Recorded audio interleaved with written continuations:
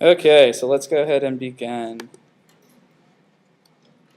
All right, so we're going to first start off with a couple of informational stuff for you guys. So if you guys don't already have this, I want you to go ahead and jot some of these numbers down that you see on the screen.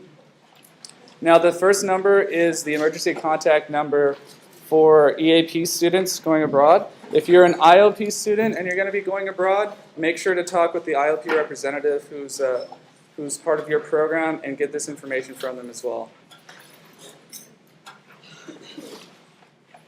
So in addition to just the contact number for EAP, we also want to make sure that you guys are registering with the embassy in the country that you're going to be studying abroad with.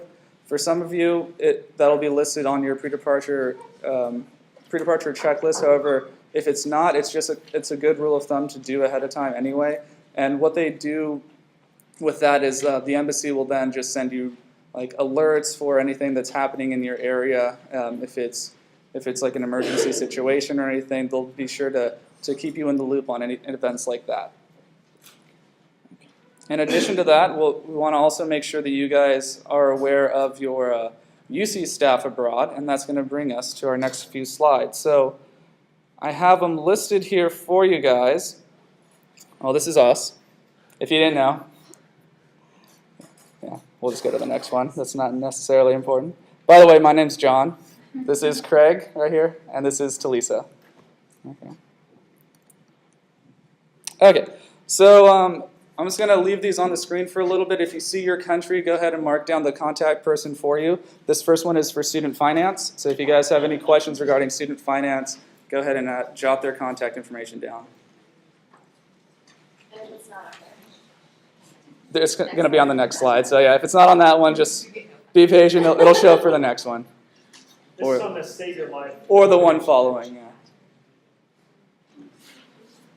Yeah, so you guys should be filling out the Save Your Life form that we put in your packet. Everyone has a pen? Okay.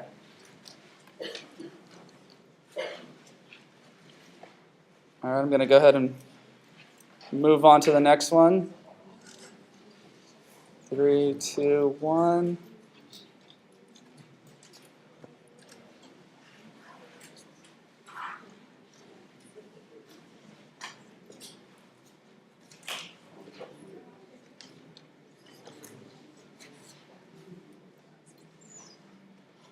Again, this one's for student finance.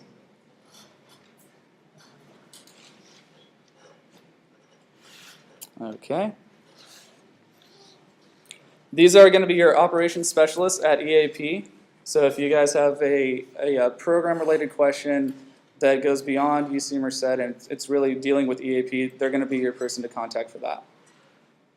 We're going to list the program specialist and also the program advisor. Their roles are fairly similar, but we want you to jot down both of them in case for some reason you can't get a hold of one, you'll have another person to contact with EAP.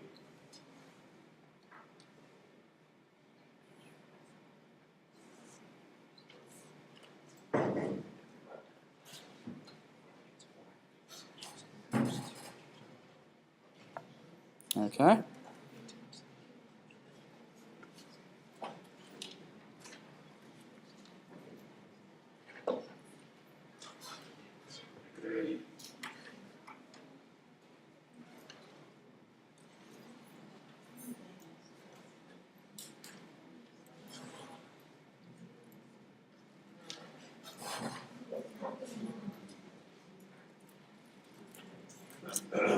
All right. Here are the program advisors. Again, you'll see the repeat for the country. Just go ahead and jot their information down as well as a second contact for your program.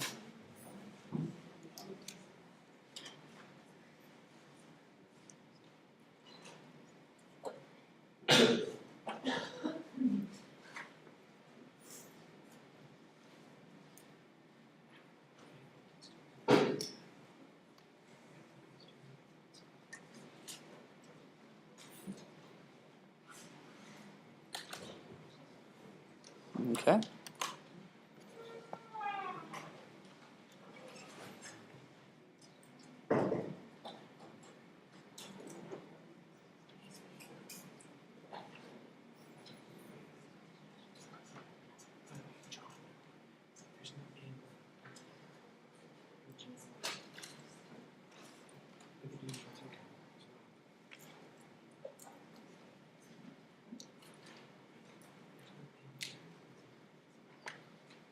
For Katarina's contact, that was the previous slide, right? Yeah. So let me go back real quick. For Katarina's contact for Germany, Italy, and Sweden, take off that last N on her last name, please. On the email. We're not perfect. Whoa. Okay. All right, so let's go ahead and get started. Everyone got their contact info? Perfect. All right, so some things we want you guys to be aware of while you're going abroad is first make sure that you're going to be able to register for courses at UC Merced on the term that you return back. So this would be for either summer term or fall term when you guys return. So the Office of the Registrar as well as our office usually send out some reminders to let you guys know to register for those courses. This is just another reminder to go ahead and do that. Since you're not physically going to be here, you're not going to be interacting with your friends and everything. Oh, what course did you log into or register into? So again, just keep in mind that while you're abroad, you're going to have to register for your courses. The Office of the Registrar will be sending out emails, I believe, probably around March for registration for summer and fall terms for you. Another reminder, some of you guys will be starting your programs or will already be abroad on personal travel during this window. But if you guys are a financial aid student, go ahead and make sure to file your FAFSA while you're abroad. The deadline for that is January 2nd to March 1st, I believe. No, March 2nd. So just remind yourself to do that, put it on your calendar. And another reminder is just to check your UC Merced email on a regular basis. That's going to be the main form of communication from our office and from UC EAP, so just make sure that you guys check that on a regular basis. I always tell my students to check it at least twice a week. If you can do it more than that, that's even better. But most of the information, or all the information, is going to be sent to you via email. We're not going to be making phone calls, so just make sure to check your email as often as you can. If you're going for that weekend trip somewhere, just keep it in the back of your mind. Check your email. Yeah. Okay, so let's go over some conduct for you guys. First off, we just want to make sure that you guys have the right mindset when you are going abroad, because for a lot of reasons, but mainly because you're representing the UC system. You're representing UC Merced while you guys are abroad. So the things that you do, whether it be positive or negative, are going to come back to as a reflection of UC Merced, as a reflection to even California or the U.S. So just keep that in mind if you guys are with a crowd of people and maybe it's not the best crowd to be hanging out with that time. Maybe you might want to disassociate yourself from them if you can, because we don't want any negative vibes coming back. Also with grades. So EAP and Study Abroad is an academic program. You're just going to want to make sure that you're staying focused with your grades, with your courses. Not all programs have the same structure like the American system here. You guys might not have midterms, or you guys might not have even regular scheduled homework while you guys are there. So make sure that you're staying on top of your studies. Make sure you're following it on a pretty good pace, and make sure you're preparing yourself for that final exam, because in most countries it comes down to the final exam that's going to be the bulk of your grade. So, and if you're having any trouble with that, you can always contact our office or the UC Study Center or your campus liaison abroad. Again, the grades that you're receiving for all the EAP students, those are going to be your UC grades, so they're going to be factored into your UC GPA. So if you don't do well when you're abroad, that's going to come back to you when you return. If you're taking courses that might be prereqs or something and you don't do so well while you're abroad, you're going to have to retake that course over here to fulfill that prereq requirement. So just keep that in mind. And if you do well, then it's gonna have a positive effect on you also. All right. Same goes with all the grade policies while you're abroad. You're not only going by the grade policies of UC Merced, you're going by EAP's grade policies as well as the host university's policies. So be sure that you're aware of all three of those. It can be a little bit confusing sometimes, so always feel free to contact us. We'll help you out. We'll point you in the right direction. Same goes with the code of conduct. You're going to be going off three different ones: Merceds, EAPs, and the host universities. Just make sure that you're adhering to all those different codes of conduct. Most of them are pretty general, you know. I think you guys have a good sense of what you're allowed to do and what you're allowed not to do. But sometimes there are those iffy situations that you'll want to go ahead and refer to that to get clarification on. And for IOP programs, just make sure to refer to the IOP's code of conduct and consult your representative with the IOP program that you're doing. So one thing that may become an issue with you when you're abroad is that you're going to be going abroad with other UC students, and this is mainly for the EAP students here. But you're going to be going to a country with, you know, Berkeley students, Santa Barbara students. All of them have a different code of conduct and different policies than Merced. There might be some overlap in some cases. However, we just want to make sure that you're not taking advice from a San Diego student on everything because, oh, you know what, my academic advisor said I could do this. Oh, okay, I'll do the same thing. Just make sure that you're referring back to your UC Merced rules and regulations when it comes to registering for coursework, getting grades and everything like that. So they might offer some good advice, but just make sure that it's relevant to UC Merced as well, okay? Same thing happens with the study centers. So the study centers abroad are very helpful. However, there are times that they might not give you the correct information. They deal with a lot of students. You're not the only ones that they've dealt with before. They typically deal with hundreds of students throughout the year. So you're just going to want to make sure that you're getting the correct information from them. If they tell you something and you think, well, that sounds a little fishy, you can always, again, contact us back here and we'll point you in the right direction.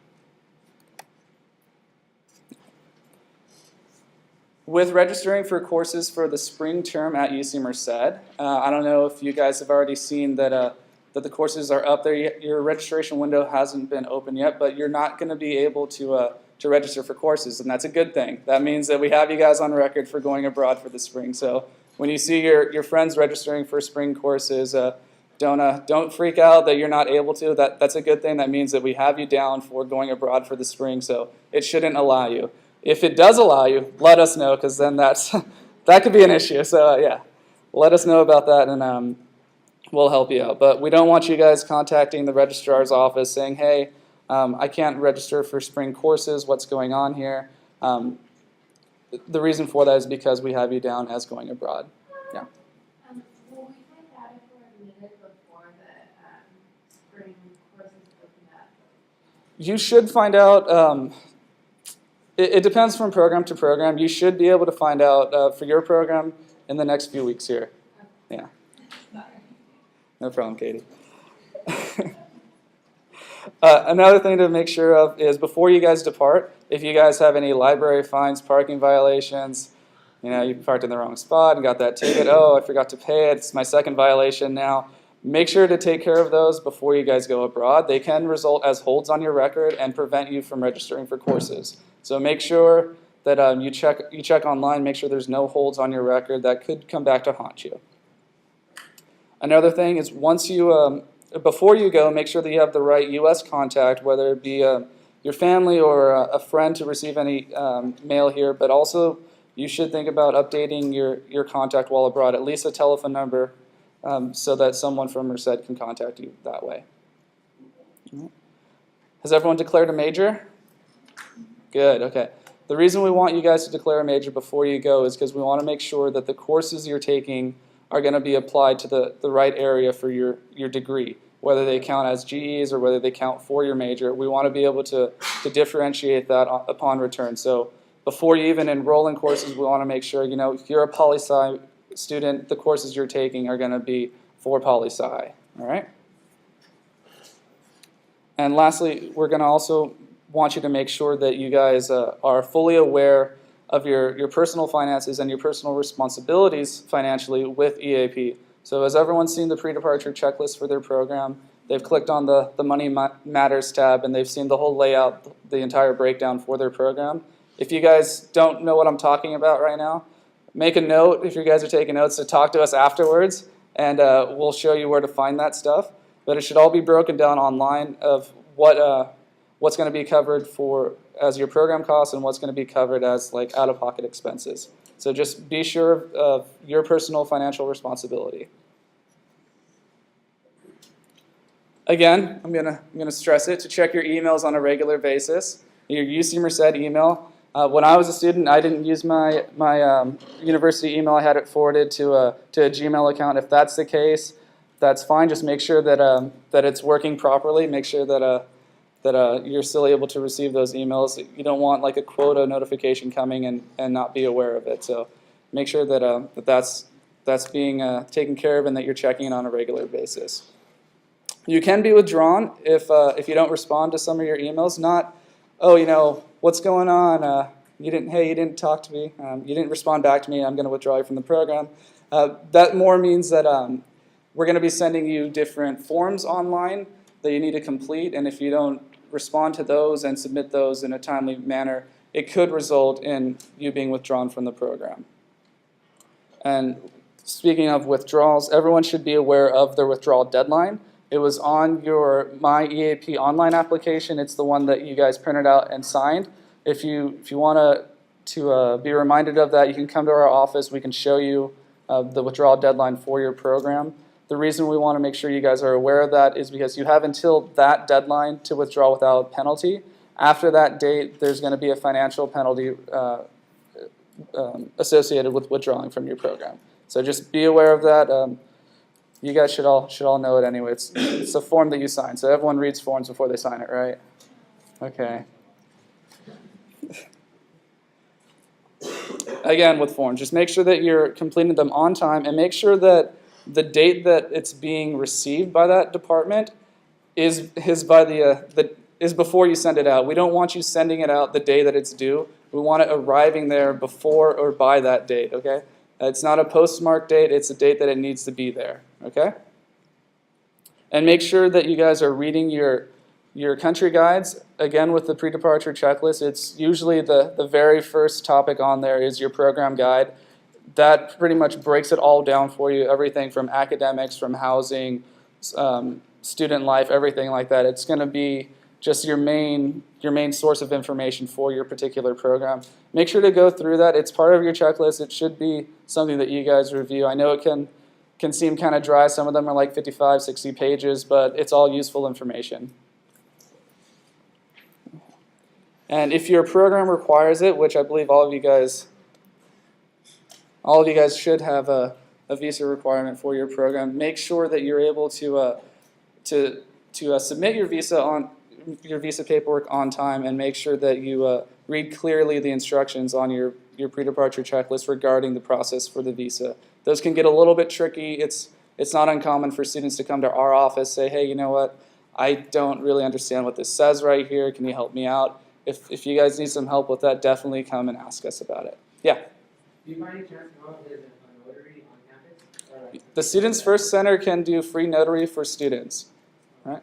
Now, sometimes they'll ask for additional copies of notary. You're going to have to get every additional copy of, like, say, a passport notarized individually. You can't get one copy of your passport notarized and then just make photocopies of that. You'll need every single copy notarized. Right? And they do it for free at the Students First Center. And everyone knows where that is, right? Okay. And again, your visa, it's not a credit card. Okay? You'd be surprised. It's not a credit card. It's a permit that allows you to study in that country, okay? It's an entry document. Okay. Diving into health here. For all you guys are going to be required to do a health clearance and a health screening for your program. During that, we just want to make sure that you guys are fully aware of the health benefits that are going to be available for you abroad. And if you have any conditions that, say you're taking like medications or anything like that, we just want to make sure that you guys are able to get those medications either filled ahead of time or make sure that you can get them filled while you're abroad. Another thing to consider is that the medications are actually legal in the country that you're studying abroad in. Sometimes they won't be legal, so you'll want to look into that as well. For some students who are starting a program later in the spring term, say your program starts in like March or something, we have gap insurance offered to those students to kind of cover the time span between the end of the fall term and the beginning of your program abroad, because technically you haven't paid for health insurance until the start of your program, so you have like the month of maybe January and February where you're not going to be covered for health insurance. So you can purchase gap insurance. I think it's like $10 a month or something like that, and to make sure that you still have coverage during that time. Same goes with if you guys have a disability of any kind, make sure to go ahead and notify the Office of Disability Services and notify our office. That way we can appropriately accommodate you while you guys are abroad. If you have any health concerns, before you go, make sure to notify our office. That way we can let the study center know or let the campus liaison officer know in advance so that they can make preparations for you as well. And the same goes with any prescription drugs. I always use contacts as an example with my students. If you guys know that you're going to need a refill of contacts ahead of time, try to get those as far in advance as you can.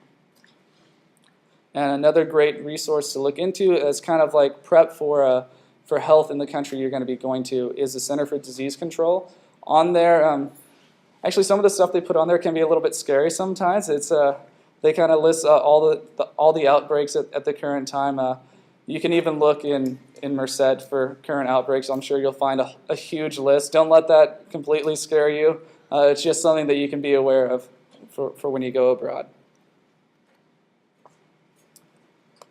So housing situation is going to be different for all of you guys, and make sure that you're reading on the pre-departure checklist what your housing situation is going to be like.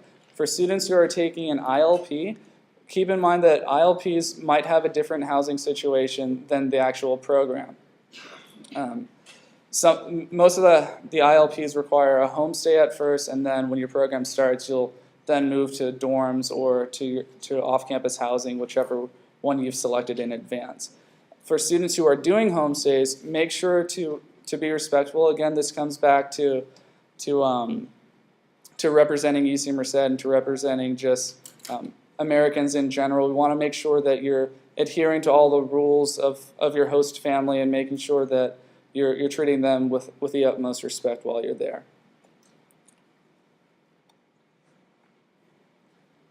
When it comes to transportation, we don't want you guys to be purchasing your airline tickets until your program dates have been posted.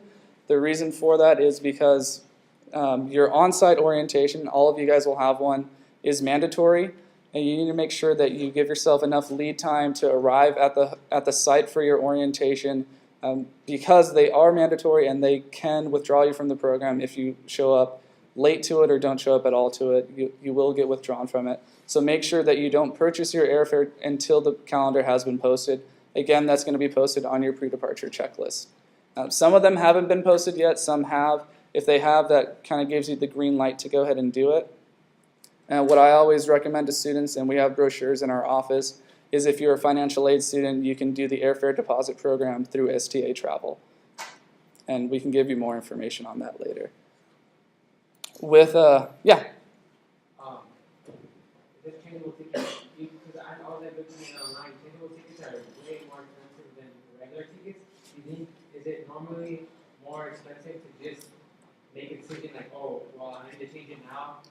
You know what I mean? Like pay the regular fee and then, you know, they charge like $100, something like that. But if you need to do like a last minute change, you know, if it's more expensive. I think it depends on where you're going more than anything. If it's for your international flight, it's do you guys know? I haven't really dealt with that myself, but Usually it's the refundable tickets that are much more expensive.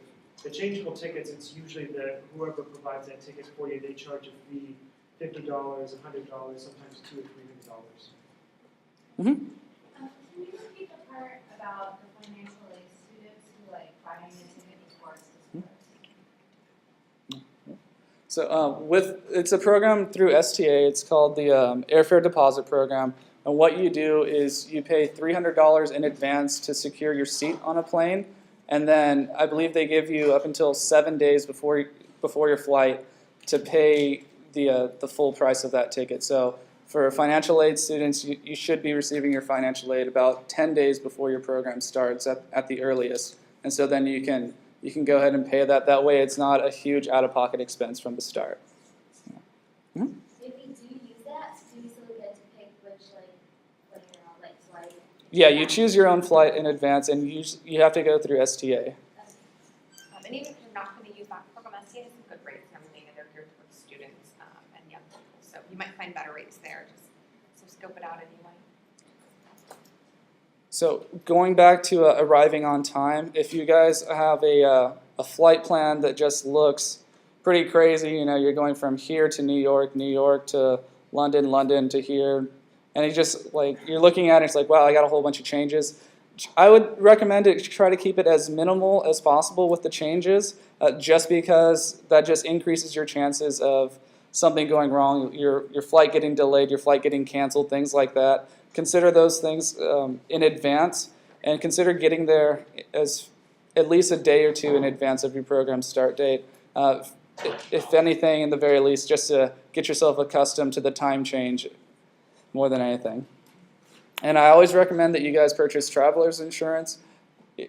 Airline travel is it's pretty iffy at times, so it's always good to have traveler's insurance whenever you're doing a flight like this. Okay.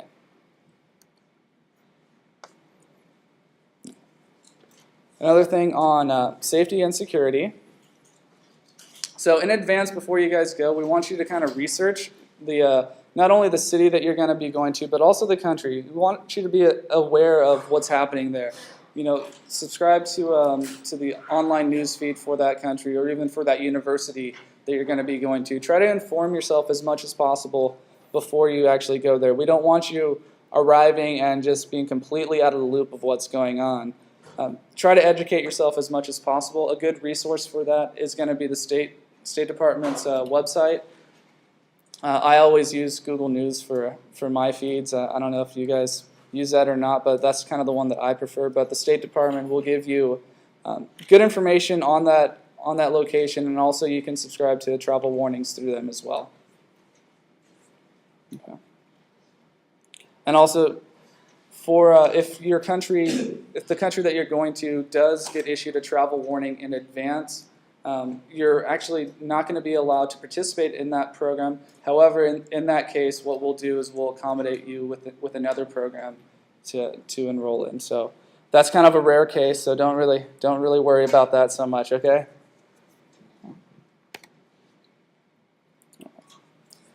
And keep in mind that once you arrive at the airport, it's going to be a very stressful time. Not only have you been on the plane for a long amount of time, sometimes they can be up to 30 hours of actual travel time.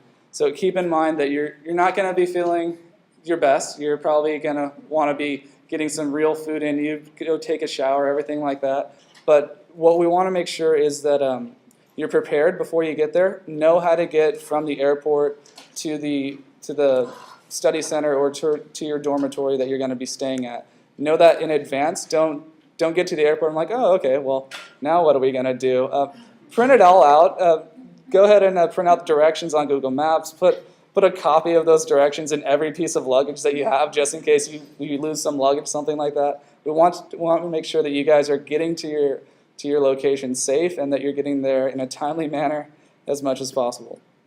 On some of the pre-departure checklists, the ops specialist will actually list directions for you. I believe Talisa was saying for some of her programs, they say, And I give pretty step-by-step instructions. go 3 blocks, turn right. And so plan it ahead of time. It's gonna save you guys a headache. And try to try to pack light. So packing light will save you in the long run. I always recommend that you guys underpack more than anything, because once you get there, you're going to want to be taking a whole bunch of stuff back with you. Shipping that stuff back is going to cost you a lot of money. So when I went abroad, I took one huge luggage and I put another luggage inside of it that had all my clothes in it, and so I had a full one to bring back with me, filled up with all the junk that I don't know what it is now. So make sure to pack lightly. Make sure that when you guys are going to the airport, you're thinking it through ahead of time, and you're knowing where you're going to be going once you land. One thing we want to make sure of is when you're at the airport, when you're doing this travel, you're aware of your surroundings. These are kind of prime locations for certain people to take advantage of you. So make sure that you're aware of your surroundings, that you're in a safe area, and be prepared to walk a lot. Travel by car is kind of an American concept. A lot of other countries that you guys are going to be going to, walking by foot is going to be, or travel by foot, I should say, is going to be the main form of transportation for you guys. So just keep that in mind. Bring comfortable shoes. And I will just reiterate that packing light is key.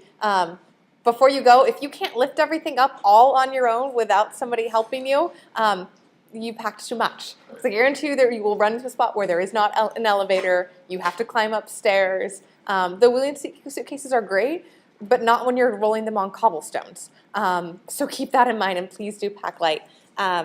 As John said earlier, my name is Talisa. I advise on a few of our programs now, but I'm going to go over a little bit about sort of things you'll want to keep in mind once you have arrived in your country. So once you're there, you've finally gotten off that plane, you're so excited to be able to walk again instead of being cramped up in the tiny airline seats.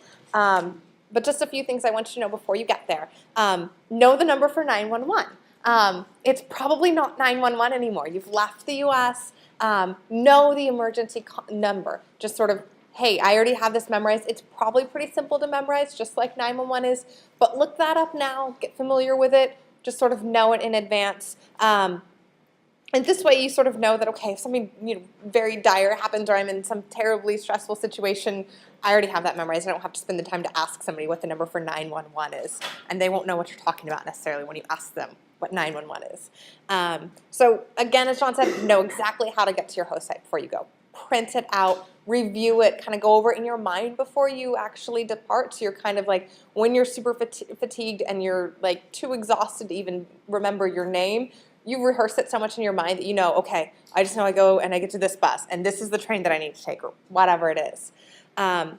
When you're walking around, and this is especially important once you've arrived, and again, you're kind of in that stressed out, I don't know where I am, I'm confused, I'm tired state, stay in well-lit areas, and know the most direct route. And again, with that stay in well-lit areas, if it's a dark and sketchy alley or any other situation that you know your mom would think, hey, I don't want you walking in there, you get back over here, don't go there.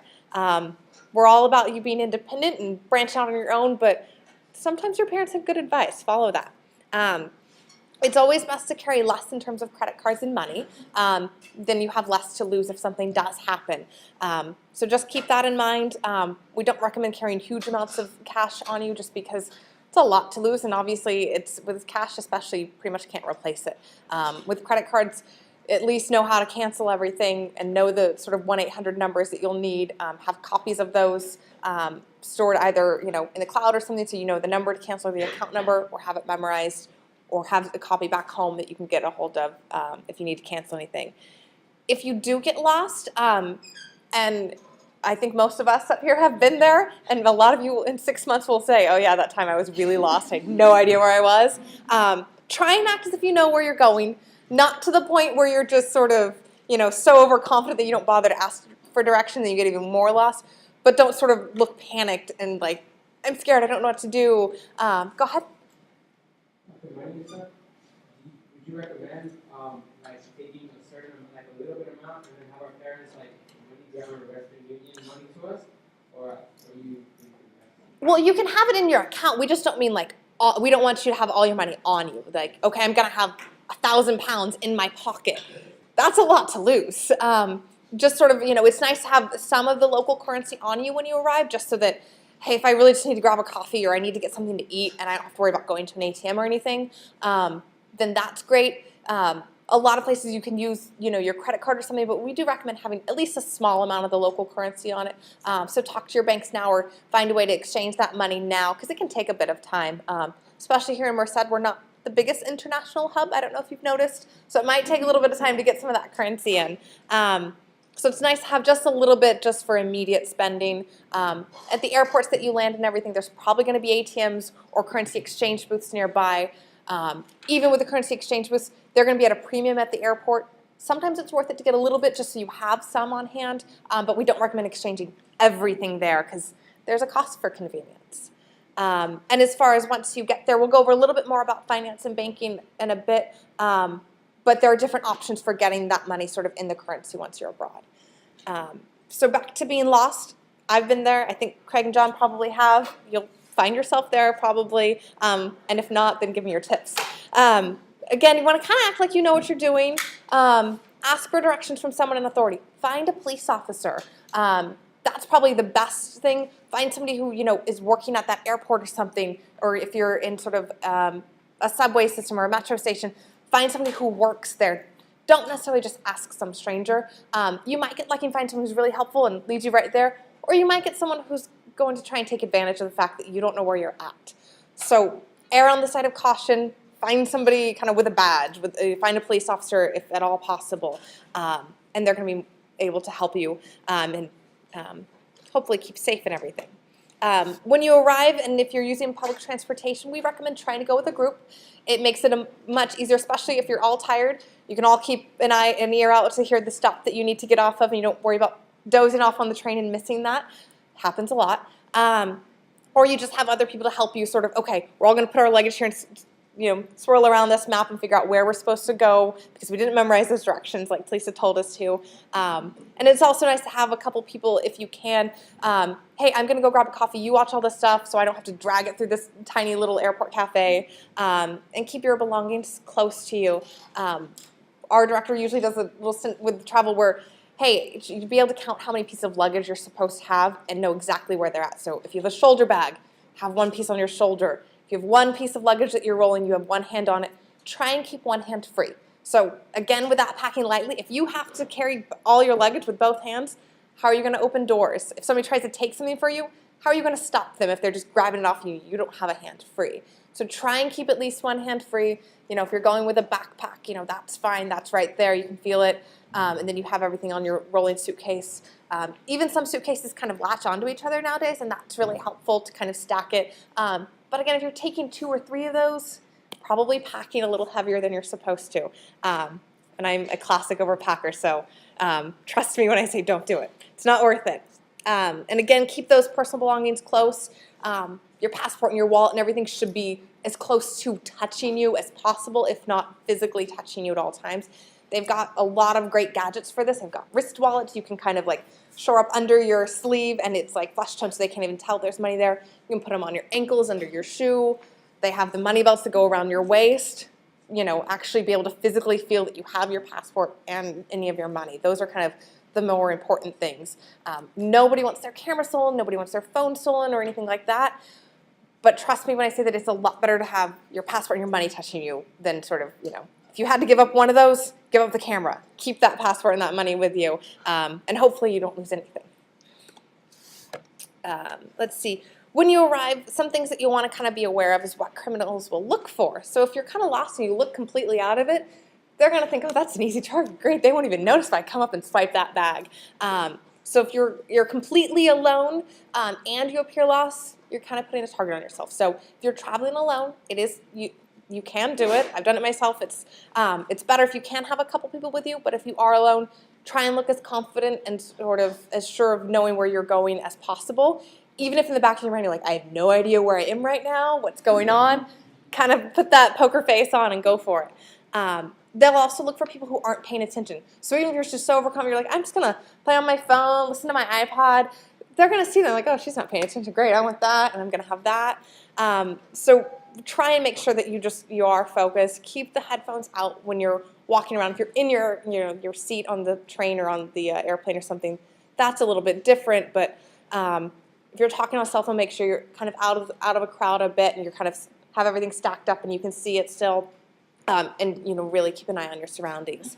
They'll look for opportunities. Again, that dark, sketchy alley, great opportunity for somebody to take something for you or anything like that, because nobody else can see that it's happening to come and help you. So stay away from those. On the flip side is that really dense crowds can also be a magnet for this, because if you're being jumbled around a bunch of people, you're not going to notice one little extra jumble where they're taking your wallet. So if you're in a dense crowd, be really conscious of that and kind of try and get a little bit of a bubble around you for space so that you do notice those, or just kind of really hold on to things a little bit closer. So kind of keep in mind that sort of those both extremes can be targeted. I'm not trying to tell you this to scare you and think that, oh, I'm going to lose everything when I go abroad. I had nothing stolen from you in all my travels. I'm going to hope to keep it that way. But it does take some precaution and some watching out and just overall staying alert. A little bit more on medical. John touched on quite a bit of this before, but we'll go through just a little bit more. On those health clearance forms, you'll see a spot where you can talk to your doctor about maybe pre-existing conditions or ongoing treatment. Do list it on there. Putting it on there isn't going to say, oh, look, this person has asthma. They don't get to study abroad anymore. We want only perfectly healthy people. We ask you that information so that we can go ahead and make sure that we can continue, that you can continue treatment for that abroad, or that if there's any special things that need to be set up, they can be done ahead of time. And so letting the study center know once you're there, that can be a little difficult for them to kind of scramble and put things together. We want to make sure that there is on-site support for that, for whatever the condition or prescription or whatever it is, and that it's set up. They can vet it through insurance, make sure everything is taken care of for you before you get there and before it kind of gets to an emergency situation. Go ahead. So, should I ask my physician to attach on, like, I just have allergies, like seasonal allergies, and so that should. So you'll want to kind of write on, so if you have a prescription for it, if it's just something, I take a Benadryl every so often each year, then that's not such an ongoing condition, but it's something you want to be aware of. This is sort of more things that are ongoing, like normal treatment, but if it's just something that you're like, oh, I take Claritin every day, you'll want to list that as a prescription. So kind of depending on that. But certainly go over it with your physician when you go in for the health clearance.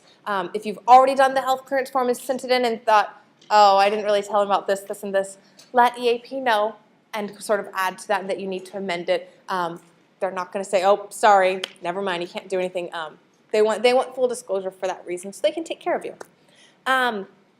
As John mentioned, some prescriptions aren't going to be available abroad. Know the generic name. There's a list there or a website there at the bottom that you can check to see if your prescription is legal abroad. So if it's not available abroad, also make sure it's legal. Don't take your prescription there if it's illegal in that country. We don't want anyone stopped in customs because they're trying to bring in a controlled substance. Not fun. I haven't been there myself, and I hope to never be there. And then if you are bringing prescriptions abroad, make sure it stays in that original bottle. Don't think, well, I just want to transfer everything into these pill organizers that I know when to take them. Wait till you get there to it and you're already in the country. They want to see it in that official prescription bottle. And you might need to take sort of more than you normally would take or get in one single refill because maybe you want it to last for that whole semester. Check the amounts that are legal as well. Again, it's rxlist.com. You can check the embassy or consulate websites as well to kind of double check those. Even such things as over-the-counter medicines like Advil or ibuprofen, acetaminophen, or any of those, they might have a different name as well. So kind of look into that now and think, oh, whenever I get a headache, I only take, ibuprofen, nothing else really helps me or something else upsets my stomach. Look up the name now so you know what to look for. It's no fun trying to figure this all out when you're sick and you already don't feel good. Not the time that you want to figure out what a Tylenol is called in your host country. Some more on safety. As you might have figured out by now with all the talk about safety and security and your guys and everything, that's EAP's first priority. And more than likely, if you're an IOP student, that's your program provider's first priority as well. Their programs are no good if all their students go on them and get hurt or sick or anything like that. It's no good to run a program like that. And so really what we want you to do is be really prepared before you go. If anything, be overly prepared and kind of think, okay, I didn't need to know all of that once I was there. There are going to be instances where somebody has always needed to know this. One of the reasons that we feel safer while we're in the U.S. is we know what's going on. We know what to look out for. We know, hey, that area of town is a little sketchy, let me stay away. Or we know sort of, hey, these are the laws, this is what I'm allowed to do. Most of us have grown up here or at least are going to school here and are used to that environment. Once we go abroad, things are different, things are unfamiliar. So one, you might just feel like, I don't know what's going on, I don't feel safe at all. Or it might just be that you assume, oh, well, this is okay in the U.S., so I'll just keep doing that. Neither of those are true. So be aware of what's safe in that host country. You want to make sure that you're actively minimizing your risks. You know what's okay in that country, you know what is not, and that you're aware of these things. You need to prepare for your trip yourself. You need to inform yourself. as John mentioned, know what's going on in that country. Hey, what's the so what are the current events? What are the big issues in that country? What might cause issues? What might not? Really just be informed, and it's an exciting thing to do. As you're getting ready to actually go and live in this country, you kind of want to know a little bit about where you're going, what the people are like, what they're experiencing as well. You can, of course, talk to our office and the study center or on-site staff to make sure that, hey, I know what to do in these even just basic routine situations. They're there for the most, menial, basic questions, and also the really important heavy-duty emergency ones, and everything in between. Don't be afraid to ask. This is definitely one of those examples in life where there is no such thing as a dumb question, and we're happy to answer those questions. Most of us have been in that situation where we had some question, we're like, so I don't really know what's going on with this, phrase or this thing they're doing here, and I just want someone to explain it. That's what we're here for. A little bit more on safety, of course. Before traveling, while you're abroad, if you decide you're going to take a trip, maybe you're studying in one country and you're going to go visit a friend who's on a separate program in another for the weekend, it is absolutely required that you let EAP know. Within My EAP, there's what's called a travel sign-out. They'll go over this at your on-site orientation too, but this way you already know about it. And you let them know where you're going to be, your contact information while you're there. This is not so they can say, oh, well, John's traveled the last 4 weekends of this month. He's probably not studying. We're going to go track him down and tell him he has to go stay and study. That's not their role. They want to make sure that, hey, if something happens in the country where you are studying or in the country where you're visiting, that they know how to get a hold of you and they can help you if something happens, or if something, maybe your parents call the study center with an emergency and they need to get a hold of you, the study center can find you. So do fill that out. If you are traveling and you did not fill that out and EAP finds out, you can be removed from the program, which could equate to being removed from the UC. So it's absolutely critical that you do this. It takes 5 minutes. Go ahead. Is there like a minimum, like a maximum that we can travel? Like, say we go like several different places, or they say you're going too much? No, they're going to be like, hey, you got to go there? Hey, how was that? Tell us about it. If you have a program and you're traveling a lot during the academic time and your classes are coming back as sort of you're not attending, attendance might be part of your grade.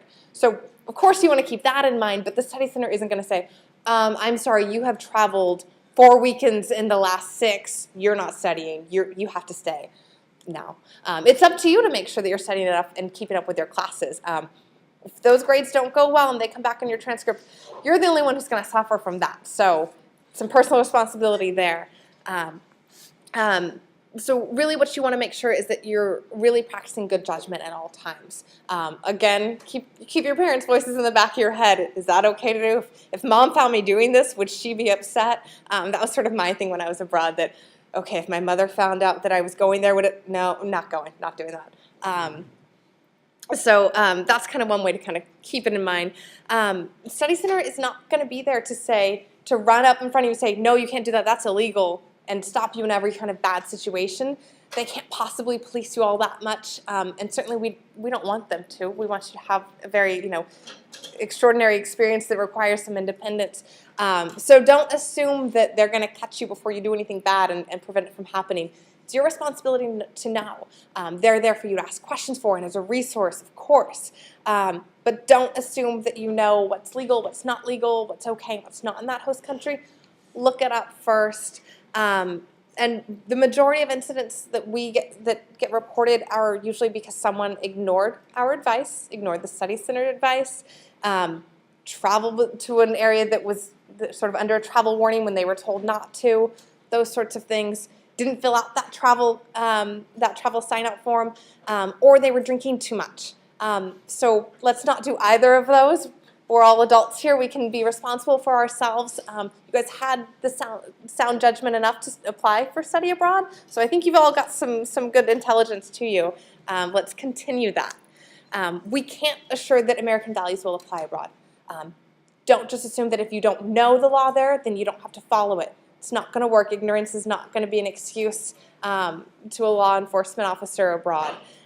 So, you kind of want to start a little bit more conservatively with things. Dress more conservatively. Just act a bit more conservatively until you can really observe and see what's okay. how many of you have heard the saying, when in Rome, do as the Romans do? This is kind of something you want to keep in mind and just say, okay, so in this country, oh, okay, you can do this, you can dress that's all okay, and really kind of mimic that. Of course, we don't want you to sort of blend in completely and lose all of your sparkling personalities, but we want to make sure that they're attuned to the normal customs. If there is an emergency, we hope that it doesn't happen to you, but it could, so we're going to be prepared just in case. Again, here's that 24-hour, 7-day-a-week number for EAP. Parents, you can call this too if you have an emergency.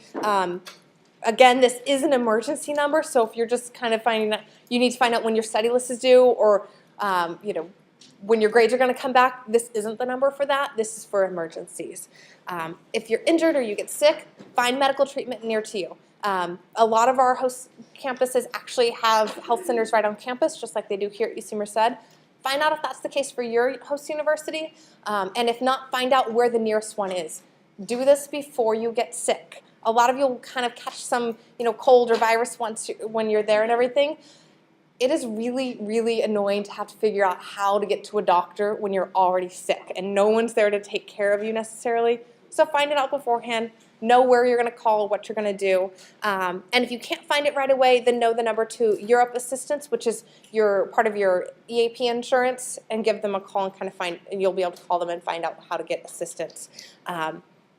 We've got a few different options for you in trying to find out sort of 24-hour assistance, especially in emergency situations. Some of them are listed there. I recommend finding this in your guide and highlighting that or cutting that out and keeping it in your wallet or something just so that it's always on. You don't have to memorize all these numbers. And then if there's sort of a general emergency in the country that you're in, again, extremely rare, but it has happened before. Information will be posted to the EAP website. They'll also contact you via the contact information you provide in My EAP. So keep that up to date. They'll get a hold of you. They'll call the mobile number there. They'll send you text messages. And in past issues where we've had kind of an emergency situation in certain countries that it wasn't to the point we needed to evacuate students, but it was just very closely monitored. Some of the things in place were that students had to check in with the study center once a day. They had to give them a call, send them an email, let them know what they were doing for the day, so that the study center staff always knew how they could reach our students and kind of, okay, we're going to keep going with the program, but maybe we're getting kind of close to something that could be a little touchy. We're going to make sure we keep a close tab on them. And again, it's not to say, oh, were you actually at class? We don't think you went to class this week. They want to keep you safe. You're responsible for your academics. They're going to try and keep you safe during it. And parents, you can keep track of any current alerts or emergencies on our EAP website as well. And just to reiterate, on-site orientations are absolutely mandatory. So please plan ahead to make sure you have plenty of time to get there so that you don't have any sort of, oh, I've only got an hour to get from this airport to my host city that's 4 hours away to get to orientation because I thought I'd chance it and take a late flight. You don't want that to happen, okay? I will turn it over to Craig. Okay, so again, my name is Craig. I advise a handful of you here. And I'm going to go over some things. We'll talk a little bit about what your expectations are, what the expectations are of you in your program, and some of the policy issues that you guys might come across as EAP and IOP students. So first of all, I want to talk a little bit about academics. When you study abroad, you're going to be completing, if you do EAP, what's called the UC EAP study list. Sometimes that study list is the same thing as registering for your courses if you do a program like my UC Rome program or a couple of those other programs out there. In other cases where you're studying at a host university, this will be something special that you do within my EAP. So you're going to be selecting the courses that you're taking at your host university and putting them into my EAP, in addition to whatever the registration process is at your host university. So you want to make sure that you're registering both with your host university and with EAP as part of your process. If they don't match, the EAP might be looking for a certain class and a grade for that class, and if you don't have a grade for that class, they give you an F for that class. But and it could work the other way, where you took a class but you didn't tell EAP that you were taking the class, EAP is not expecting or looking for that grade, and you don't get credit for that course. And so really what we want to remind you to do is that when you do register for courses, especially when there's a study list and a separate registration process for your program, that you make sure that they match perfectly. If you withdraw from a class, make sure you withdraw from the class in both systems. If you are what we call an IOP student, and we don't have many of you, if you change the courses from the courses that you listed on your academic information and review form, or the AIR form, if you change the courses, if you add a course that's not on that form, make sure that you notify us, make sure that you notify your study abroad advisor that you are adding an additional course, and get as much information to your advisor as possible.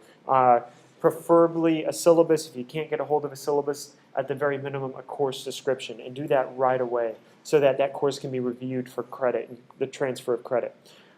If you are changing courses from what you originally listed on your academic planning form as part of your application, you do want to work with your academic advisor in natural sciences, engineering, Shaw, to make sure that the new courses that you're looking at are courses that they've been able to review. And so as soon as you're looking at your registration, try to send as much information as you can to your academic advisor. Say, hey, I'm trying to register for this new course in sociology or biological sciences. And here's the syllabus attached to my email. Can you review it and let me know whether or not I can get credit for it, and whether it can count towards this requirement or not?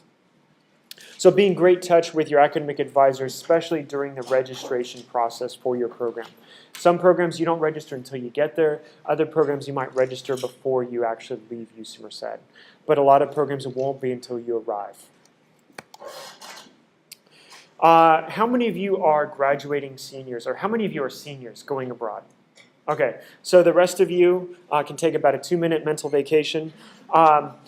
So if you are a senior going abroad, there are a couple things that you need to be aware of. One is you need to take a full course load no matter how many requirements you have remaining. That should be pretty much a given, but whatever the program minimum is, usually at least 12, sometimes 15 units, and might be converted from quarters, and so, but semester units, it's usually about 12 to 15 units.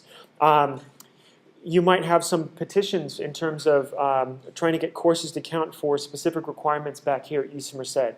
It does take time for your courses, whether you do IOP or EAP, for those grades to return to UC Merced and to be actually added into your academic record. And because of that, usually students cannot graduate as soon as they've completed their program. They might finish with their courses, but the actual graduation usually takes another semester for all those grades to be recorded on your academic record. And so for some of you who are weighing, who are trying to graduate, finish their program, and participate in the commencement ceremony, some of you might be thinking about walking in the ceremony next spring, May 2013. Keep in mind there's a difference between graduation and commencement. Commencement is the ceremony. You can participate in the ceremony if you've reached a certain threshold, and that's the graduation ceremony. But graduation for the campus means the completion of your degree requirements and having all those requirements appear on your academic record, meaning the transcript in your My UC Merced portal. And so you might be able to walk in the ceremony but still have your grades take a few, another 2 months or so to come back with your classes, and then you petition for those courses to complete your degree requirements. Yes? So this would be my last semester this spring, and I only need like 3 classes, I guess 4 units each, so I'm going to have to take an extra 4 units. You need to take a minimum load. So if minimum load would be at least 12 units for a program. And I already mentioned the delay in grades, so keep that in mind. Usually we tell students 60 to 90 days for most programs. And if you're going for the spring, I would recommend that your candidacy be for fall semester or later. I have a quick question. Yes? Do you petition for your courses to your academic advisor after you get back? Each school works with it a little bit differently, but I would get, especially the syllabi if you can, to your academic advisor as soon as you can. Okay. But they can't actually fully process it until you have grades. During your program, you will have a lot of course information. You want to be able to back up the coursework that you do, how much work you're putting into your psychology course, your history course, your engineering course while abroad. Make sure that you keep copies of your papers. If you can keep copies of quizzes and exams, that's great backup for the content that you learned and the performance that you gave in your class in case. You know, professors sometimes make mistakes. They lose things.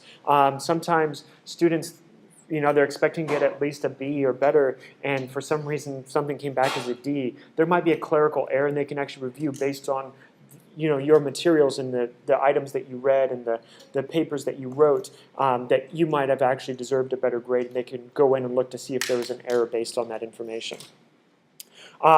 And again, assignments that your academic advisors, your professors in Shaw or engineering or natural sciences might actually want to see the coursework that you did in order to allow you to petition for those course substitutions that you're trying to make.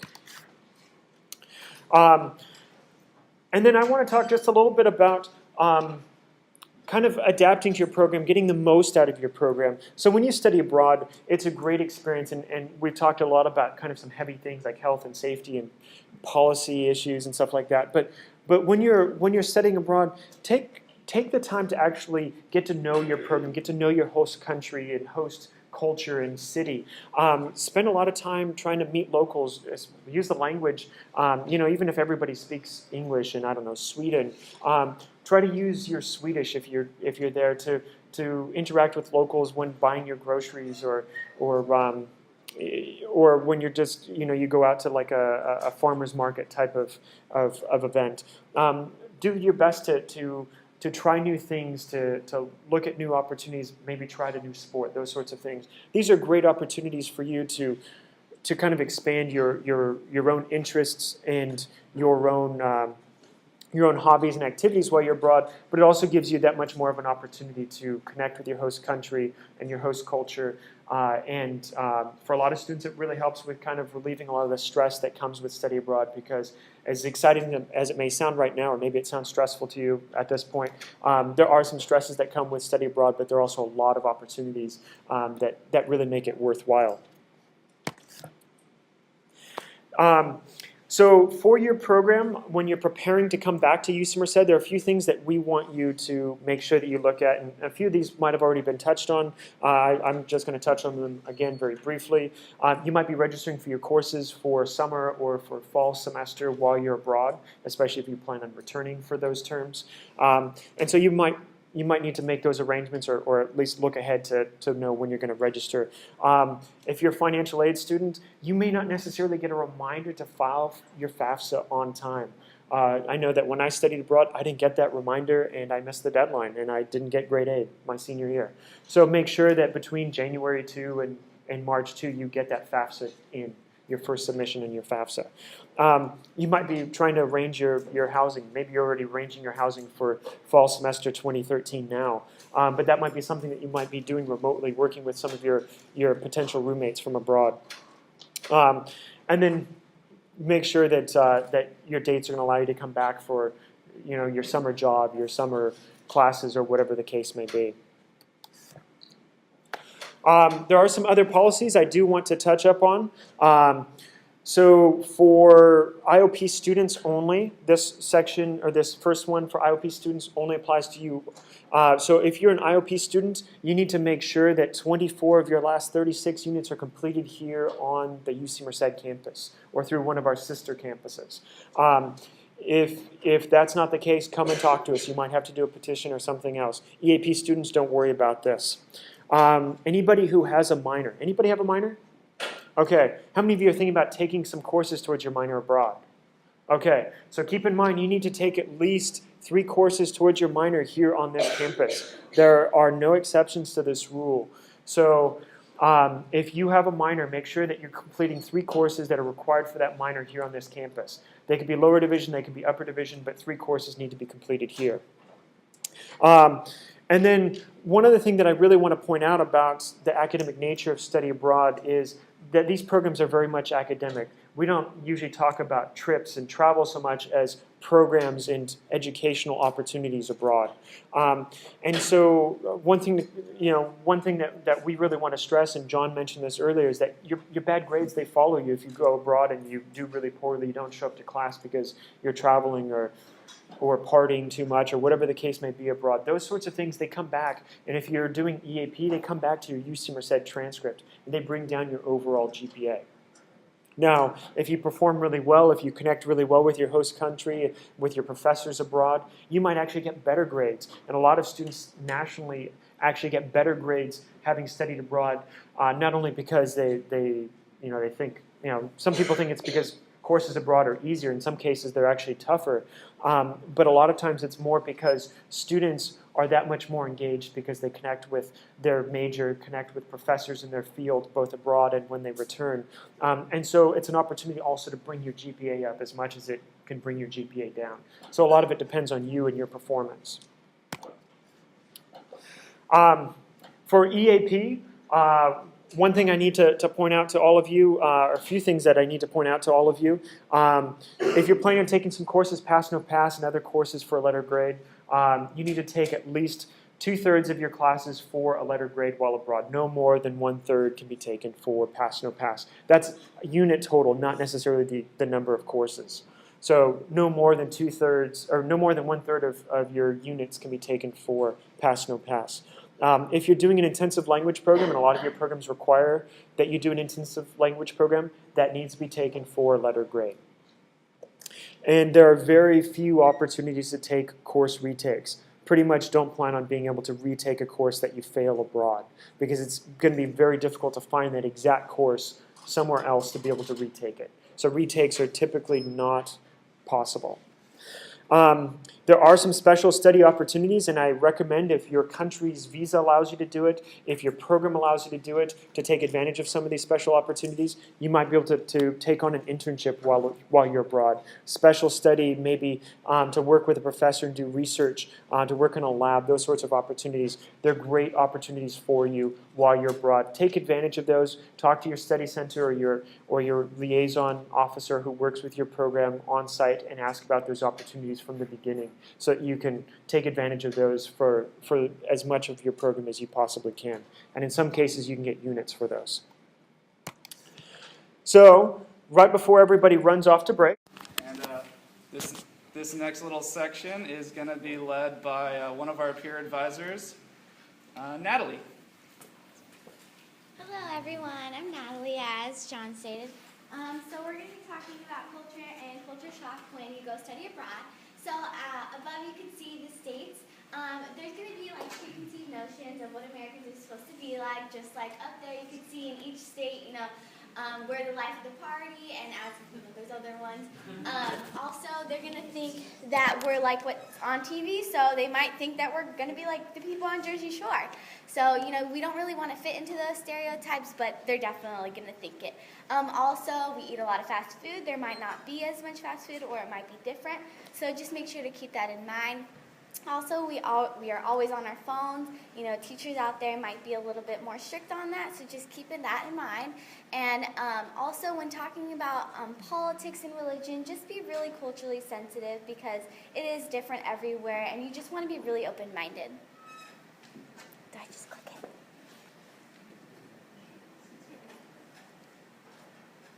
Okay. So we are also known as the Loud Americans, as y'all know. So, you don't really want to, go to a restaurant and be really loud and obnoxious, because we definitely don't want to fit into that. Also, they might think that we're rude and outspoken when, they're coming up to us and being rude. So let's not play into that as well. And, if someone's being rude to you, just kind of be like, okay, that's your view, and just leave it as that. And I guess some people might think we're stylish, or they might think we dress really weird. So that's something to also keep in mind. And there is also the ugly American. We definitely don't want to be offensive or be drama queens, whine about everything, because apparently, we're really privileged out here. And we don't want any special treatment, because we are out there, and That we just need to kind of fit into their culture. That's why you guys are studying abroad, because you guys want to experience that. So that's something to keep in mind. And not saying that you guys are any of these things, but just try to stray away from that so that you can show them that Americans aren't like that, and we definitely want to learn about their culture. And how about for anti-Americanism? How would you guys react? Anybody?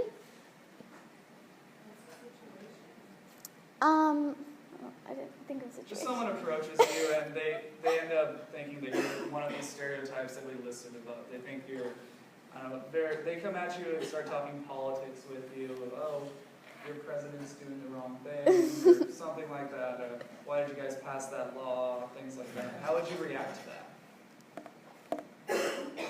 Okay. Anybody? Oh, go ahead. Maybe change the subject and start talking about their culture and just like. Yeah. Just change the subject to something less like intense. Yeah, definitely. When you're in another country, you want to also know what's going on in theirs, as John stated earlier, not just about what's going on in the U.S., but keep yourself updated about the news that's going in there, so that if people do come talk to you about what's going on in their country, you're well aware. So here's some do's and don'ts. So do toughen up. People might be mean. Just deal with it for that time. You'll get used to it, I guess. Some don'ts are, don't be confrontational, because, like I said, we're Americans and they just might not like us. It's nothing personal, so don't take it personal. And that's also one, don't take it personal. Don't fit into the stereotype of the ugly American, and don't tell people that America is superior to whatever country you're going to.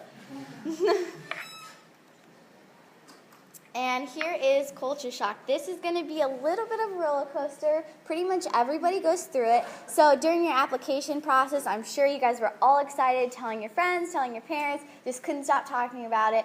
And as time starts to get closer to your departure, you guys might be getting a little nervous or scared or not sure what to expect. So you guys might be feeling a little sad. And then when you get there, you're going to be super excited again. And it's just going to kind of keep going up and down. School might be hard, and then you're going to miss your parents or miss your significant other or friends, whatever it is. So throughout your trip, it's okay. Everybody does go through it, some worse than others. But just keep in mind that you have lots of people to talk to, like the study center. You can call the study abroad office at any time. Other students or any of your family you can try to keep in contact with.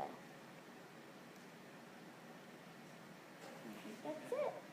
Thank you, Natalie. Yeah.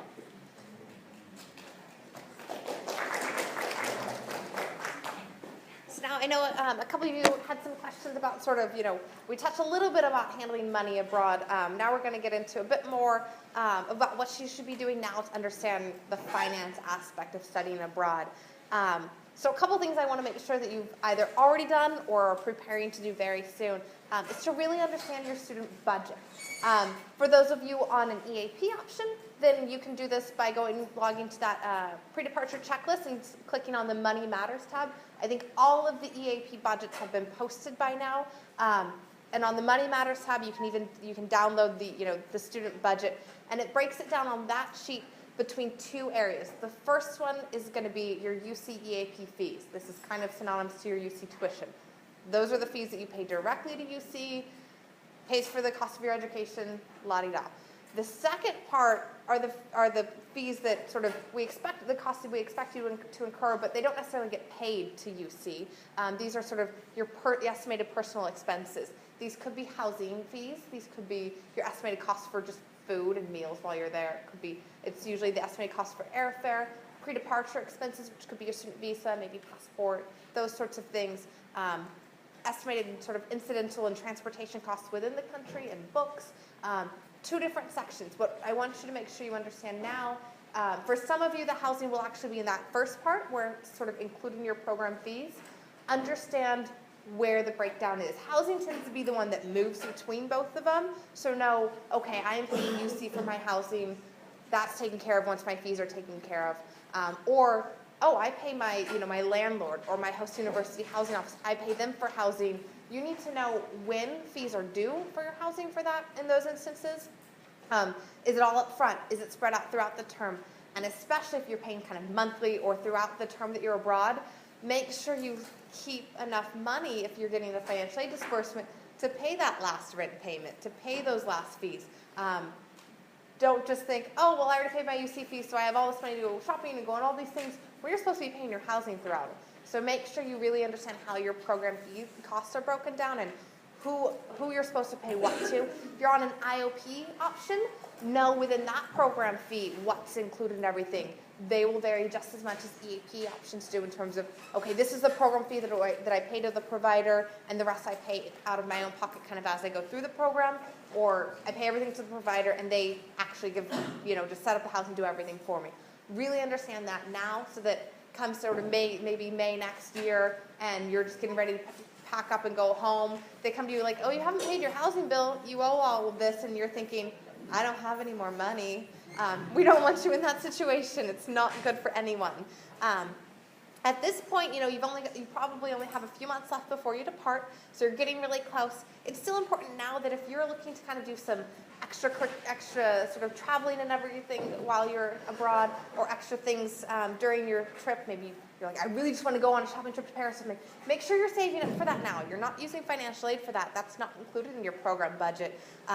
So make a savings plan now. If you have a part-time job, maybe you're working on campus or something, or you have some savings, kind of start saving a little bit of that away, at least just so that you have some extra spending money while you are abroad, because it is really exciting to get to do some of that traveling while you are abroad. But you want to make sure you can afford it and you've planned ahead and you don't use that rent payment to do so. At this point, you can start to research your costs. What is it going to cost you to use your money abroad? Most of you won't open a bank account in your host country. Most often, it'll take too long, it'll just be too difficult, or you won't be allowed to. There are a couple of you who would be able to, but if you're not opening an account abroad and you're using your US bank account, what is your bank going to charge you to take out money at an ATM? What is your bank going to charge you to use your debit or credit card? Find that out now so that you can understand what's the best game plan for you. For some students, they figure out that if I just take out kind of a larger amount of money and keep it in a safe place, not on you, remember, we don't want to carry a ton of money on us at all times. Maybe it's better for me to just take out a lot and just pay that one-time ATM fee, or I don't want to take out a large amount of money. It's just, I don't want to deal with it, or I don't want to have to budget from just cash. I'll just take that foreign transaction fee every time I use my debit or credit card. But it's going to vary depending on your bank that you have now and even what type of account you have. So talk to them now. Find out what you need to do to kind of minimize those costs, and especially let them know that you will be traveling. And even when you let them know, hey, I'm going to be in such and such country for 6 months, make sure you get that 24-hour hotline so that if their security systems kind of say, hey, this student normally just purchased things from Merced, we're going to shut down the account, we don't like these charges from the Netherlands, what's going on? You can call and say, hey, remember that time I told you I was studying there for 6 months? I need to turn my account back on, I need to pay for dinner. So make sure you have that 24-hour number. If it's not on the back of your card, have it written down somewhere in your wallet. Even when you tell them this tends to happen a lot, but let them know that, hey, you're going to be traveling. You want to look into what your baggage fees are. So when you're booking a flight, hey, maybe you get a really great airfare, but then you realize, oh, they charge me, for every piece of luggage that I want to take with me, and that makes it really more expensive than this other flight. Figure that out. It's also another incentive to pack lightly because it's cheaper. At this point, hey, maybe you're living on campus now, or even if you are living off campus and you're used to sort of cooking for yourself and getting your own food, what's it going to cost you to do the same while you're abroad? This can be sort of confusing for students because you've never had to buy groceries in a foreign country and figure that out. One way you can start to estimate your actual living costs abroad, look at the grocery store websites in the host country that you're at, if they have them. A lot of them in Europe actually do have the website, so you can even kind of make a sample shopping cart of, okay, normally I eat, chicken 3 times a week, or I have sandwiches or something. You can kind of make a sample, weekly grocery list and figure out what that would actually cost you. And you can get a real sense of what your weekly costs compared to here are. If they don't have those websites, you can talk to students who have gone to those countries. You can connect with students who maybe are currently there via EAP's Facebook pages for their individual countries. Look at the host university websites. A lot of them will have those estimated costs of living and some sample costs broken down. and just kind of get a real sense of what, just normal daily things are going to cost you. If you are going abroad, a lot of times it's more expensive to use your US phone abroad than it is just to get kind of a cheapy phone while you're there. Once you are there, if you're trying to keep costs down, don't get, the latest iPhone while you're studying abroad and this super plan that gets you every little thing. Get really basic phone plans. Most of the time you're going to be doing like a pay-as-you-go plan. Get the basic model. There was a time when people survived without internet on their phones. It can be done again. I've lived through it. I promise it's okay. It's really hard sometimes to go back to not having Google on your phone to be able to look things up or that Translate app. But if it saves you a lot of money, then it's sometimes worth it. And then you really have to, be a real adventurer there.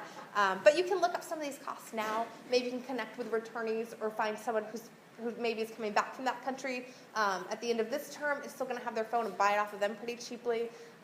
Maybe you can talk to your mobile carrier now and find out if you can use your mobile phone abroad. That certainly would save some. And certainly for the first arrival things, if you plan on taking your phone, talk to your carrier now and find out, hey, what's it going to cost me if I use it for the first couple of days? What kind of plan am I looking at? What kind of costs am I looking at? Or should I just not carry it because it's going to be so expensive, I don't even want to accidentally turn it on.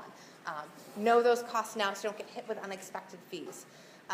And just general extras, those trips that maybe you're looking to take, extra shopping, those sorts of things you want to look into or maybe there's some attractions that you want to see while you're in your country, museum admittance fees. Look into those costs now so you just have a sense of what you're looking at, and this will help you to kind of budget out a little bit better. Maybe you have birthdays or other events coming up, and instead of getting presents, you can just say, hey guys, these are the things I'm hoping to do while I'm abroad. Maybe you can contribute towards that fund. They even have websites where you can set up sort of fundraising goals for this type of thing if you really want. Start looking at the currency exchange rate now, kind of see what it's averaging out to be. It'll fluctuate your whole time that you're there, but usually the range is pretty small in what it fluctuates, but kind of get a sense of what, how far your dollar is going to go. And you'll want to start once you're there. Don't try and calculate everything that you pick up into dollars because you'll kind of go crazy, especially in an event, say, where I studied in England, so the pound was always more expensive than the dollar. If I had always looked at everything and just said, oh, this is £4, okay, so that's like $6 or $7, I would have just driven myself nuts. You have to just start thinking in terms of the local currency and just kind of adjusting sort of your own finances to that. Otherwise, it just takes so much time. Some things that you can do while you are abroad, you want to make sure you do understand the local banking system. Again, a lot of you won't wind up opening an account abroad, but you might want to look into sort of, which ATMs can you use, which ones charge more fees, kind of understanding those things. You want to look into changing money while you're abroad. If you're using your US account kind of abroad, you might just look into sort of, okay, I want to bring some currency abroad to change into the local currency right away. Look into maybe what facilities are near your host university. Kind of a quick Google search for that one, looking to see sort of if there are money changing sites there. Again, most airports will have something that you can do it with, but they'll charge kind of a convenience fee. So watch out for that. Don't do too much at that because you'll be hit with some additional fees there. And if a lot of you sort of watch those extreme couponing shows or are really into getting a good deal, this extra couponing thing is kind of an American notion. So don't go into it thinking like, oh, well, I'm always just going to do clear track and get all these super coupons and never pay for anything. Probably not very realistic. But one thing that is even more realistic than it is here is that there's a lot of student discounts. Don't be afraid to ask for it. Show your university ID. Oh, I'm a student. Do you have special rates? Even especially in sort of Europe and the UK, there's a lot of sort of young person's discounts. So different rail cards, maybe you can get to sort of cut those train costs, different discounts at restaurants or while you're shopping or something. A lot of you will get an ID card for your host university. If you don't, or you don't have your UC Merced ID with you, you might look into getting an international student ID card. That brings on some additional sort of savings for some students. For some places, your host university ID gets the same one, so it's not worth paying for that. But you can ask us about that and sort of how you go about getting that. But start looking into options for that as well. There are some attractions that also give student discounts. There are some places, even with museums, that have, okay, on Tuesdays, students get them for free. So if you're going to go to those museums, you're probably going to go on a Tuesday. I think there's even some museum weeks where they'll do students get in free for certain weeks, so plan trips around that. There's definitely a lot of ways to really keep some of your costs down. If you're going to be there just for a short time, it's definitely going to be cheaper if you could just rent or borrow something or just do without a normal appliance. So maybe you're living in your host country apartment and there's no toaster and no microwave. Maybe you can borrow one, but it might just be cheaper just to go without. There's an oven, you'll survive, you can learn to cook on it. So kind of look into things like that, talk to the international office there, see if they can connect you with other students who maybe are just getting ready to go or have these extra things. For if you have a lot of like hair appliances or sort of personal appliances, you know, you can bring all those heavy converters and everything. Sometimes they just don't work and they blow up anyway, and sometimes it's just extra stuff in your baggage that's just not worth carrying. So sometimes you can just learn to live without. You kind of want to live as minimally as you can in some ways in this. It's part of the experience, and it certainly winds up being a lot less stressful than trying to bring everything you need for your life here to your life abroad. It's going to be a bit different. Look into ways to keep costs down when you're trying to keep in touch. So lots of free services. Lucky for you guys, you have a really connected world now. So you've got Skype, you've got Facebook, you've got all sorts of ways to stay connected with your families and your friends without having to go to that payphone and use calling cards and rack up those costs. So get those set up now so that when you're trying to get a hold of mom or grandma and you want to keep in touch with them, it's already set up. You don't have to try and teach them how to do it from then, or they don't have to try and find your screen name or anything like that. But so try and keep those down. Set up times that you'll talk to them each week so that you don't have to worry about time differences getting in the way. And of course, you want to immerse yourself in the culture and not just extra costs. So there's a lot of ways to do that without sort of paying for things over and over. Just walking through the city is a great way to sort of really experience the city without sort of paying for, you know, a city bus tour that takes you to all the same things you could walk to on your own. Those sorts of things. So just really focus on getting a lot from the culture and not necessarily hanging out as a tourist every time. So after your program, that's it. Okay. How are we doing? People need to stretch? Okay. So I'm going to do a couple slides here, and then we're going to transition into the next part of orientation for most of you. So after your program, there are a few things that we want you to be thinking about even now. So when you come back, if you're coming back to UC Merced, we really want you to be a great returnee. What that means is you're going to have the opportunity to do what some of the returnees will be doing in just a few minutes, and that's actually helping out with orientations, talking to students about their programs, what they did, what they really appreciated, what they regretted doing, and so on. There'll be some other opportunities to connect with our office. We'll have some special events for returnees. You'll see up here there's actually a photo where one of our students took that while abroad, and she entered that into a photo contest. We'll have photo contests. We want you to submit your photos, the ones you want to share with us. We're going to have some other things going on, like the International Education Week. And so we'll have some opportunities for you guys to kind of reconnect with our office. And we'll also talk a little bit about, on the next slide, we'll talk a little bit about resumes and those sorts of things, because our Career Services Office connects with us, especially for International Education Week. We want you to connect with international students when you return, whether it's being a buddy or participating in the International Students Association.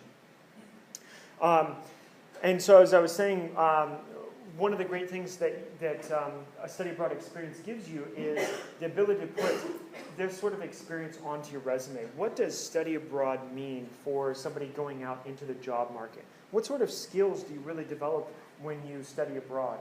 Some of those skills include cross-cultural communication, maybe language skills, a lot of problem-solving skills, a lot of independence and self-reliance, and those sorts of areas where you might be able to develop personally, but also in ways that might help you towards your future job goals. And so you'll have some great opportunities. Hopefully we'll have a kind of a resume workshop with the Career Services Office after you return, so that you can actually connect and actually start to put some of those things that you picked up in your study abroad experience into your resumes. And we even have a bookmark in our office that shows how much more likely students who study abroad are to be employed shortly after graduating college, and also how much higher their salaries typically are. If you're planning on studying abroad, another thing that you might want to think about after you return is what sort of opportunities are there to go abroad again after you complete your program, maybe as a graduate student. Those are things to kind of keep in mind. Maybe you'll actually do a little research. You know, you're studying in Singapore and you want to research kind of some of the Asian universities and where might be a great place to actually go and work on a master's or an MBA or something like that. And so those are things that you might want to think about because it's a little hard to spend significant time abroad again after you studied abroad as an undergraduate, and that might be one of those opportunities. For some students, they're going to start looking into the Peace Corps, and there's kind of a timeline for thinking about that. Other students might be thinking about teaching English right away after they graduate. Some of you might have heard of the Japan, it's a Japan Exchange and Teaching Program, or the JET program, which is kind of one of those great internship programs where students are basically teaching English for an entire year, and you have the opportunity to take Japanese and get paid and actually have your own class of students and that sort of thing. So there's some great opportunities out there for after you graduate. So these are things that you might want to be thinking about for after your program. So as we're starting to wrap up this portion of the orientation, there are a few things that we want to make sure that your parents are aware of. One is we want you to have the contact information or have you give them the contact information for our office. The basic contact information, our email, our website, as well as, by the way, there should be a www in front of our website, just international.ucmerced.edu, as well as our phone number. So in case you have general inquiries or we don't necessarily monitor each student as they arrive and let them know, or let parents know, hey, your son has arrived in Madrid and he's okay. That's actually more your responsibility. You should be contacting your parents as soon as you arrive and work out a plan. I'm going to email you, I'm going to text you, I'm going to call you real quick, maybe collect or whatever the case may be as soon as I arrive in country. That's really the student's responsibility. But for information about the program, the process, how payments work, and that sort of thing, we're certainly there to help. If there's an emergency, we're certainly there to help. Students should also make sure that their parents have information on their program provider. In the case of the UC Education Abroad program, you can see the website, eap.ucop or .ucop.edu. We actually have their mailing address up there, as well as their phone number and fax. And that phone number is a great phone number. You've seen it already earlier in the slideshow. That's actually, they use a calling service to monitor that phone line even after hours. And so if there is an emergency, they forward it to the appropriate person when there's an emergency after hours. But please only try to use that for emergencies after hours. And if you are doing IOP, you want to make sure that you get your program provider's information to your parents, to your family, whoever might be connecting with, or whoever might need to connect with your provider in case of an emergency or in case something comes up. And of course, you want to make sure that your emergency contact information is up to date in case the provider, whether it's EAP or IOP, needs to contact family in case there is an emergency. In most cases, that information is never used, but we want to have that on hand. So a couple things. There are some specific roles, who does what, in the whole study abroad process, and we want to make sure that you guys are all aware. There's the Office of International Affairs, which is our office. We oversee study abroad on this campus. We do the advising, the selection. We do the preparation, including this orientation of students. And we are kind of your connection back to the campus when you go abroad. But while you're abroad, you're going to be connecting, or even before you go abroad, you're going to be connecting with the UC Education Abroad Program Office or your program provider's central office. And they'll be doing a lot of things for you in terms of helping you to get materials together for maybe your visa. So if you're doing EAP, your pre-departure checklist includes all the forms and items that you need to do for the UC Education Abroad program, and you're connecting with them on those pieces. Maybe it's your health clearance, maybe it's your arrival instructions. Those are provided by your program provider, EAP or IOP program provider. The study center is your connection on the ground for a lot of your day-to-day issues, logistics, if you're having housing issues, if you're having academic issues, most cases when you have minor emergencies on the ground, and even major emergencies, they're usually your first point of contact for the program that you're doing. They know what the emergency contact numbers are. They know how to find doctors who speak English. They know how to basically work with medical systems. To a certain extent, they work with students who might be having other sorts of issues related to their housing, to their personal and mental health. And so they're a great connection on the ground for everything that basically happens in country. But when you start having questions about UC Merced and UC Merced policy in your classes, then you're going to start thinking of the campus again. And so, especially when it comes to classes and those classes, are these classes that I'm taking, how well are they going to work for my degree requirements? That's when you're coming back to UC Merced, not necessarily physically, but where you're connecting back to UC Merced for your academic advisor for a lot of academic issues. You'll connect back with the Office of International Affairs, your study abroad advisor, for issues that might be related to kind of general UC Merced policies that affect EAP students and other issues that are specific to UC Merced students or students studying abroad. And so this is how we kind of distinguish basically 3 or 4 different roles depending on how you look at it. But our office, the central office for the program's site manager, whether that's a study center and staff at a study center or a director, or simply a liaison officer who works with students. And again, with your academic advisor, particularly for academic issues back here on campus. Did you want to add anything? Yeah, okay. Hi, I'm Rebecca Sweeley. I'm the director of the Office of International Affairs, and I couldn't join you today because my role in the orientation was to pick up the pizzas. But they've asked me to I'm here to ask you a favor. One of the things, as you know, you have a lot of international TAs, international professors, international staff on campus. We are a very international community, and yet we have trouble convincing people of that. So one of the little tiny ways we do this is to give students this, and you can download it on the web too, from our website, and it's in your packet. There's a copy in your packet, and we ask you just when you're doing something fun, overseas, maybe in front of something recognizable, maybe just having a good time. I know it's corny, except that people love it when they see it. It's just not that fun to do. But if you can write in big dark letters wherever you are, hold it up, take a picture, send it to us, I would really appreciate it. And who knows, you might find yourself in our literature or in the catalog or somewhere. We'll ask you for permission to do that before we do that. But it's just kind of one corny, fun thing you can do to help tell the world about where UC Merced is going. Thank you.